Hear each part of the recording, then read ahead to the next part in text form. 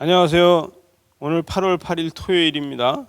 로마서 8장 12절에서 17절 말씀인데 오늘 말씀을 같이 저와 여러분이 같이 은혜를 나누는데요. 여러분은 믿음을 디자인해 본 적이 있습니까? 저와 여러분이 믿음을 어떻게 디자인을 해봤습니까? 앞으로 믿음의 디자인을 해서 어떻게 계획을 세워서 어떤 모양으로 나의 믿음을 만들어 가겠다는 생각을 한번 해본 적이 있습니까? 우리는 묵상 속에서 충분히 해볼 수 있는 거 아니겠습니까? 그래서 이 믿음을 디자인해서 나의 삶 가운데서 그 디자인대로 연습해가면서 그 필요를 느끼면서 사는 것이 얼마나 중요하겠나 이런 생각을 하게 됩니다. 그래서 오늘 12절에 보니까 그러므로 형제들아 우리가 빚진 자로 돼 육신에게 져서 육신대로 살 것이 아니니라 이렇게 하고 있어요. 여러분 우리가 믿음을 디자인해서 육신적으로 다 살지 않고 영적인 삶을 살 수 있는 저와 여러분이 되시기 바랍니다. 이 13절에 보니까 너희가 육신대로 살면 반드시 죽을 것이되 영으로서 몸의 행실을 죽이면 살아난다 이렇게 하고 있어요. 우리는 욕심 때문에 정욕 때문에 우리 자신이 날마다 우리의 육신이 살아나죠. 삶의 날마다 우리는 남아있는 게 뭡니까? 우리는 때에 따라서는 욕심이 남아있고 정욕이 남아있고 이런 것들이 남아있지 않습니까? 그래서 우리는 그런 것 때문에 삶이 허덕거리고 살 수 있지 않습니까? 근데 그거는 나하고 관계없는 것이다. 나는 거기에서 자유하다. 이러는 사람은 아무도 없을 겁니다. 그러나 그건 뭐냐면은 우리가 정욕을 따라서 살고 욕심을 따라서 살다 보면 시간에 쫓겨서 산다는 거예요. 저와 여러분이 시간에 쫓겨서 날마다 허덕거리면서 살고 있습니까? 그거는 우리는 세상 썩어질 것을 구하는 것 때문에 그런 일을 당하고 시간에 쫓기고 있다는 것이죠. 그러나 영적인 삶은 여유가 있는 삶입니다. 영적인 삶을 산다는 것은 사업을 해도 그렇고 직장을 다녀도 그렇고 영적인 삶을 살고 있다 그러면 시간에 여유가 있는 삶을 살게 된다는 것입니다. 저와 여러분이 여기에 공감하시기 바랍니다. 이 영적인 삶을 살아서 사업에도 좀 여유가 있고 또 직장에서도 여유가 있는 저와 여러분이 되시기 바랍니다.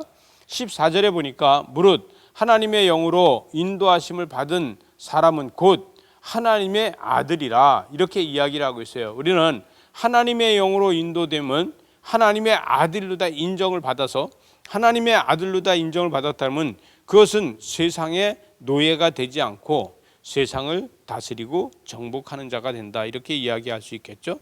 영적 회복만이 우리는 그게 될 수 있는데 만약에 우리가 영적으로 다 미아가 돼서 세상의 종로로 될 수도 있습니다. 여러분 어렸을 적에 미아가 돼가지고 그 집을 잊어버렸다고 하면은 어느 집에 가서 노예로 살든가 종으로 다 살든가 머슴으로 살든가 과거에 이런 일들이 있었을 겁니다.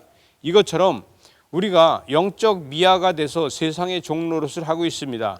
그래서 예수 그리스도께서는 다시 하나님의 자녀로다 우리를 묶어주신다는 것이죠. 15절에 보니까 너희는 다시 무서워하는 종의 영을 받지 아니하고 양자의 영을 받았으므로 우리가 아빠 아버지라고 부르짖는다. 이래서 우리는 양자가 돼서 하나님의 아들이 다시 되게 해주신다는 거예요.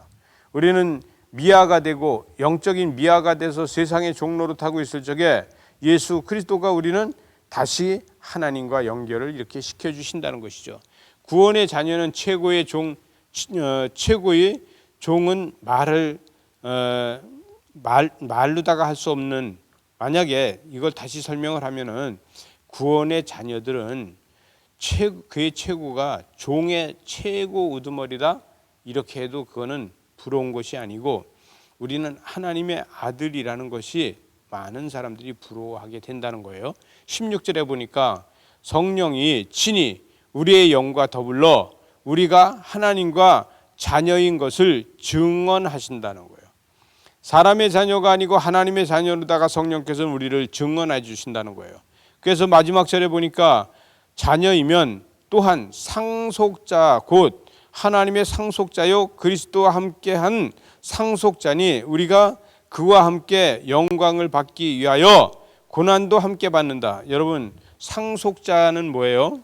여러분, 상속자는 좋은 것도 받고 나쁜 것도 받고 다 받는 겁니다. 부모한테 다 받는 겁니다.